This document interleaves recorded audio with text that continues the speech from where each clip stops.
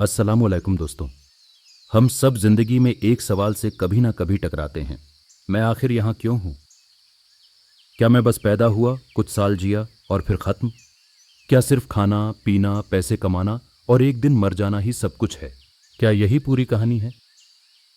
इस्लाम कहता है नहीं, जिंदगी बेमकसद नहीं। हर सांस, हर कदम, हर एहसास मकसद रखता है। इसीलिए आज हम कुरान की रोशनी में इस्लाम के 3 असली मकसद समझेंगे। ऐसे मकसद जो इंसान को गंदगी से निकालकर सुंदरता, तहजीब और नूर से भर देते हैं। अगर दिल खुला रखकर सुनोगे तो ये 10 मिनट आपकी ज़िंदगी की सोच बदल देंगे। तो वीडियो को लाइक, चैनल को सब्सक्राइब और बेल आइकॉन को दबा देना।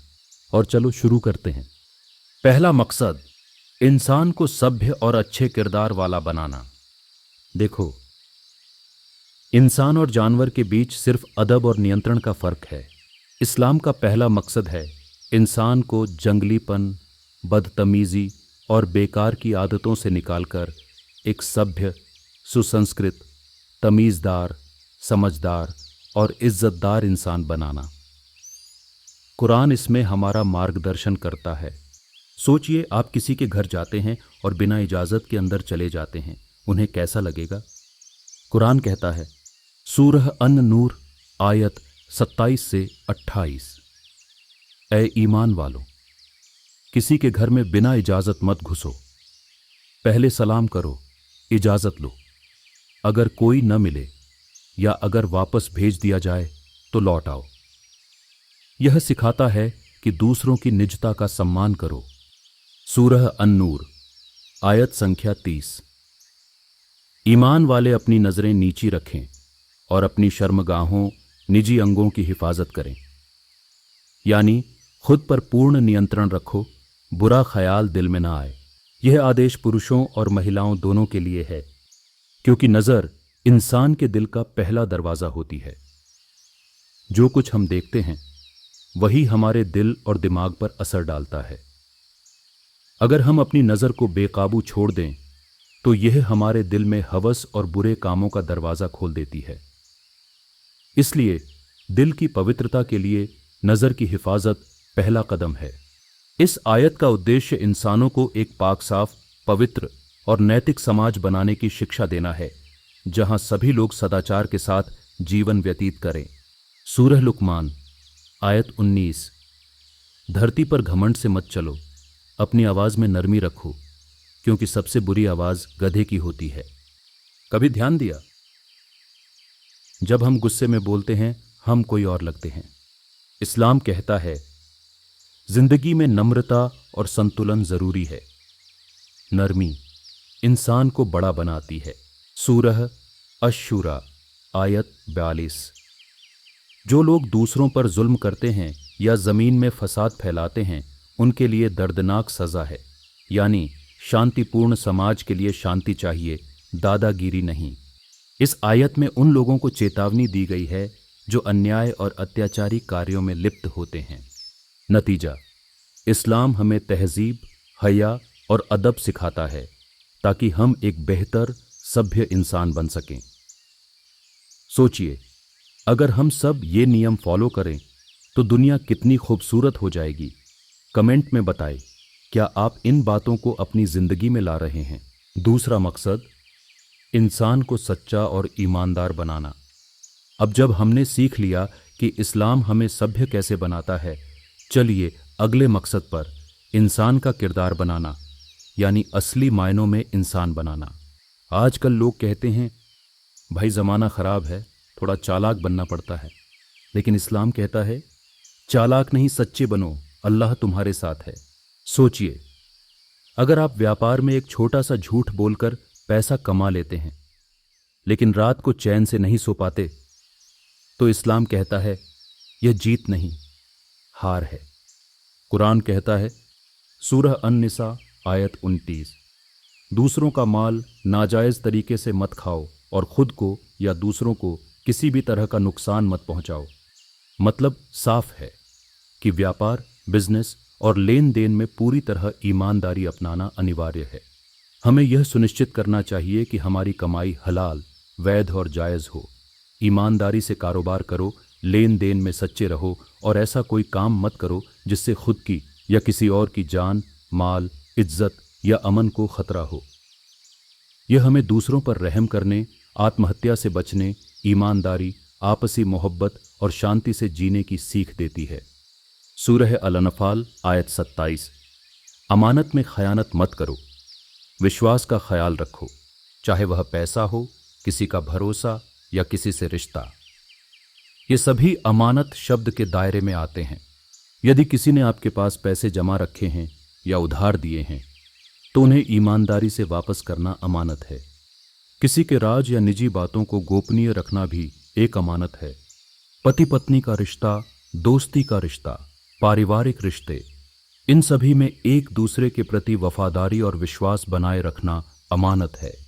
और जो भी जिम्मेदारी आपको दी गई है उसका ईमानदारी से पालन करो। यह भी अमानत का एक अहम पहलू है।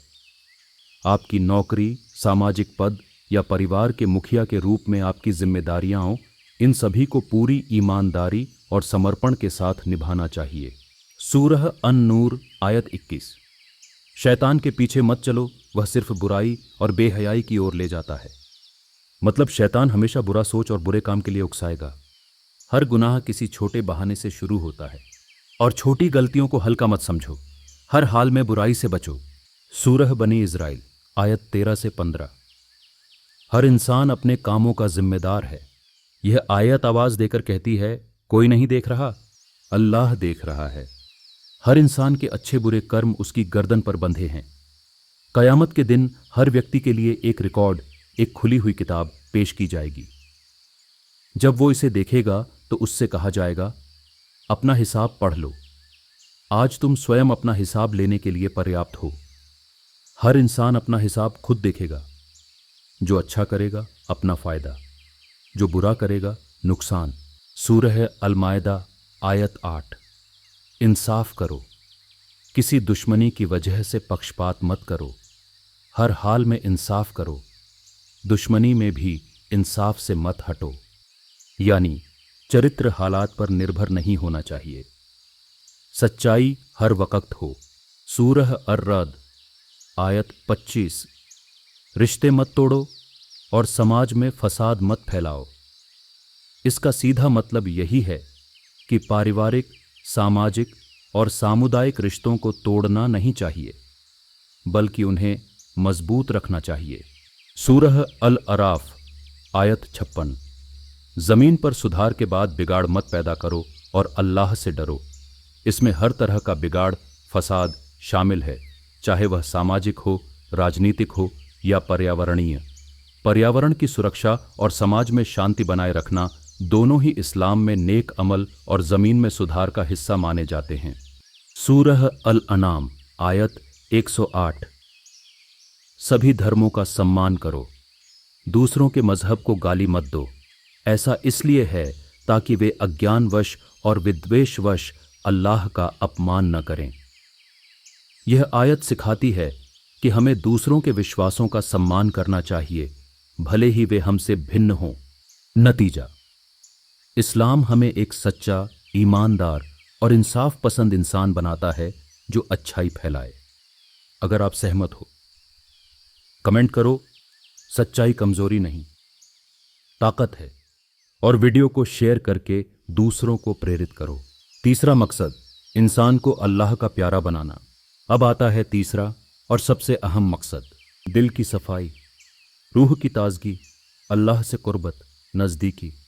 मतलब इंसान को इतना नेक बनाना कि वह अल्लाह से मिलने के काबिल हो जाए। यह आध्यात्मिक उन्नति का रास्ता है। सोचिए, जब आप किसी भूखे को खाना खिलाते हो, दिल में एक अजीब सा सुकून पैदा होता है ना?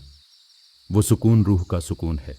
यही है अल्लाह के करीब होने का असली एहसास। कुरान कहता है, सूरह अन-निसा आयत 36, सिर्फ अल्लाह की इबादत करो, उसके साथ किसी को शामिल मत करो। माता पिता, रिश्तेदारों, यतीमों, अनाथों, गरीबों, पड़ोसियों, मुसाफिरों से अच्छा सलूक करो। घमंड मत दिखाओ। निसंदेह अल्लाह पसंद नहीं करता हर ऐसे व्यक्ति को जो इतराने वाला, घमंडी, शेखी खौर अभिमानी हो। इस्लाम में इबादत, उपासना केवल रस्मों जैसे नमाज, रोज़ा तक ही सीमित नहीं है, बल्कि हर वह अच्छा काम जो अल्लाह की खुशी के लिए किया जाए वह इबादत है। इबादत है किसी दुखी को हंसाना, किसी भूखे को खिलाना, लोगों के साथ अच्छा व्यवहार करना, किसी को माफ़ कर देना। सूरह अल-कहफ आयत 46। दुनिया की दौलत और औलाद सिर्फ चमक है, असली नेकियां अल्लाह के पास बाकी रहती हैं। यानी सांसारिक चीज़ें जैसे धन और बच्चे क्षणिक हैं, जबकि नेक और सदा रहने वाले कर्म ही आखिरत में सबसे बेहतर प्रतिफल और उम्मीद का स्रोत है। सूरह अल-बकरा आयत 110। नमाज और ज़कात दिल को साफ करते हैं, सजदा अहंकार तोड़ता है। इसलिए नमाज कायम करो और ज़कात देते रहो, और जो कुछ भलाई तुम अपने लिए आगे भेजोगे सब कुछ अल्लाह के यहाँ पाओगे। बेशक अल्लाह तुम्हारे कामों को देख रहे हैं। सूरह अल-अनफाल आयत संख्या 2। सच्चे मोमिन वे हैं जिनके दिल अल्लाह का नाम सुनकर कांप जाते हैं। जब कुरान की आयतें उन्हें सुनाई जाती हैं तो उनका ईमान और बढ़ जाता है और वे अपने रब पर भरोसा रखते हैं। यह आयत सच्चे विश्वास की निशानी बताती है, जिसमें अल्लाह का जिक्र होने पर दिल में डर और सम्मान की भावना आती है और कुरान की आयतें सुनने से विश्वास गहरा होता है। सूरह अल-फुरकान आयत 63। अल्लाह के सच्चे बंदे, रहमान के बंदे वे हैं जो ज़मीन पर धीरे धीरे और विनम्रता से चलते हैं। जब अज्ञानी लोग उन्हें संबोधित करते हैं तो वे शांतिपूर्ण और सौहार्दपूर्ण तरीके से जवाब देते हैं, उलझते नहीं, बस सलाम कहते हैं। यह आयत नम्रता, सहनशीलता और शांतिपूर्ण व्यवहार पर जोर देती है।